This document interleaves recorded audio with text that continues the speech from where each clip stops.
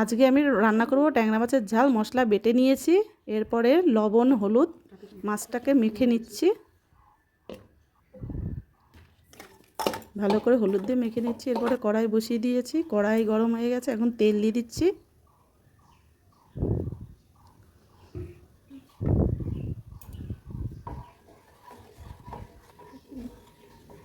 তেলটা গরম হয়ে গেছে, এবার মাছটাকে ছেড়ে দেবো।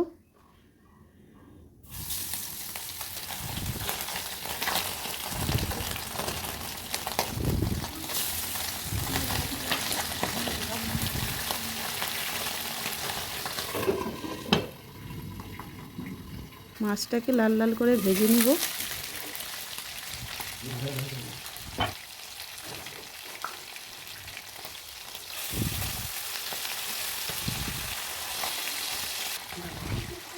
মাছ ভাজা হয়ে গেছে, উঠিয়ে নিচ্ছি।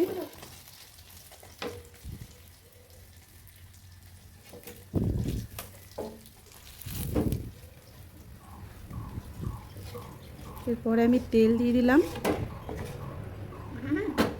দিয়ে দিব জিরে সম্বার আর দুটো শুকনো লঙ্কা।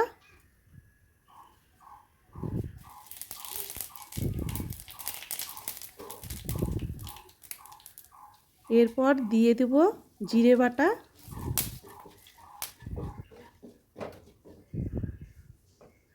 ভালো করে নেড়ে চেড়ে নিচ্ছি। এরপরে দেব ধনে বাটা,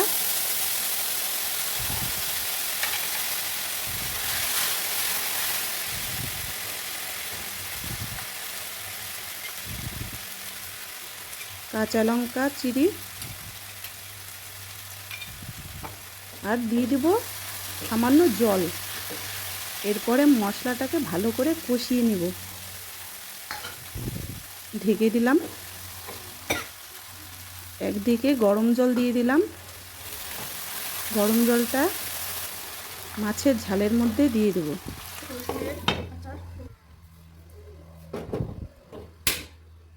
নেড়ে চেড়ে নিচ্ছি মশলাটা।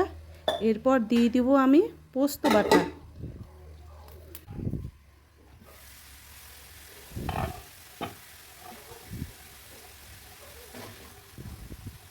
পোস্তটা দিয়ে বেশিক্ষণ রাখবো না, অল্পই দিয়ে দিলাম পরিমতো করে লবণ, হলুদ গুঁড়ো, লঙ্কা গুঁড়ো। এরপরে ভালো করে নেড়ে চেড়ে নিচ্ছি।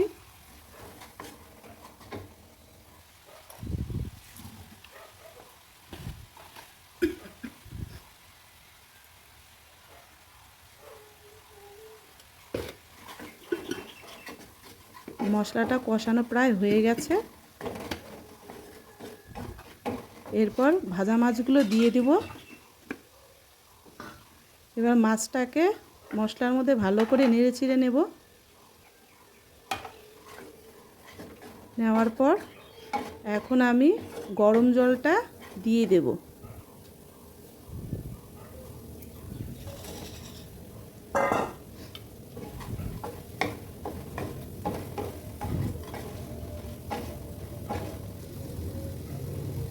এরপর আমি 10 মিনিট ঢেকে রাখবো। ঢাকনাটা উঠিয়ে নিলাম। তরকারিটা প্রায় আমার হয়ে আসছে।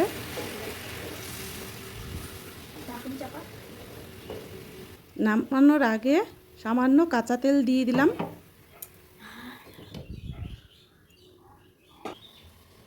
ট্যাংরা মাছের ঝাল আমার হয়ে আসছে।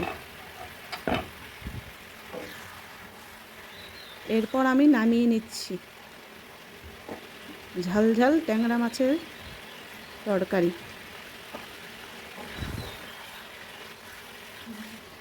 তোমরাও চাইলে এভাবে রান্না করে খেতে পারো, ভালোই লাগবে।